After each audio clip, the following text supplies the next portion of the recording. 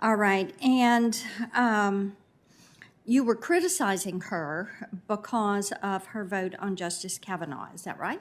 That's for her vote, yes. Okay. Then, June 15th, 2020, 2 years later, you tweeted, and I've got that one right here.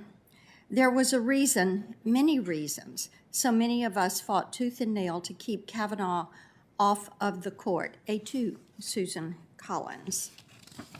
So, I see that you also have tweeted that we should believe survivors. On September 27th, 2019, you tweeted, 1 year later, I still support Dr. Blasey Ford. I thank her again for her bravery, and yes, I still believe her powerful testimony. The truth is, she was not alone last year. Millions of women, survivors, and allies had her back. We still do. Believe survivors. So now 5 women, brave women, have come forward with allegations of inappropriate conduct about New York Governor Andrew Cuomo. Lindsey Boylan said Cuomo forced her to kiss him in his office against her wishes. Do you believe Lindsey Boylan? Senator, I think it's important that the Attorney General of New York has opened an investigation to investigate those claims, and I believe that survivors too often in this country and victims of sexual assault don't have their ability to be heard, and I think that it's appropriate for the Attorney General of New York to have this investigation. So let me ask you a broader question, since you don't want to say whether you believe a survivor of sexual harassment. Should these 5 brave women be believed? Sorry, Senator, I'm not sure I understood the question.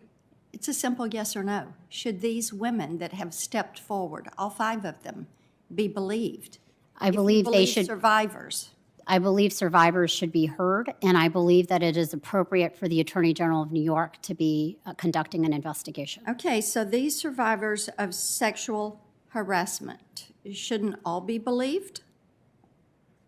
Senator, as I've said, I believe very much and have spent a lot of my career ensuring that victims and victims of sexual abuse and sexual violence are able to have their voices heard. Obviously, in a criminal justice system, everyone is afforded the presumption of innocence, and there's a process for that. But on this, where I think on Governor Cuomo's allegations, the investigation by the Attorney General is ongoing, and I believe that's appropriate. Okay. If these stories are true, should Governor Cuomo resign?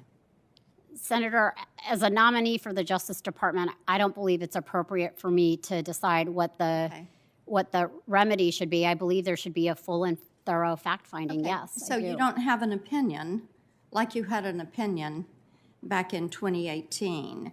And I thought that you backed Me Too and believed all survivors. So you've been posting about believing women over and over since the Me Too movement started. And I thought that you supported women in the Me Too movement. So to me, it seems a little hypocritical, to say the least, that you seem to not have an opinion based on the allegations of multiple women that have come forward. Let me move on, since we don't have an opinion on Me Too. You are an outspoken advocate for soft-on-crime approaches, and I'm not sure if your lenient approach to punishment is what we want to see for the number 3 official at the Justice Department. On December 10th, 2020, you tweeted, "Abolish the death penalty." Is that correct? That is correct. Okay. July 4th, 2020, you tweeted, "The death penalty is always wrong, but right now a priority apparently for U.S. DOJ." Is that correct? Senator, I have been a proponent against the death penalty, but I also know how to enforce the law, and I did so when I was in the Justice Department before, when Dylan Roof committed the heinous act against 9 parishioners at Okay, so the let me Charleston ask AME you Church. this. And that prosecution and conviction happened under my watch.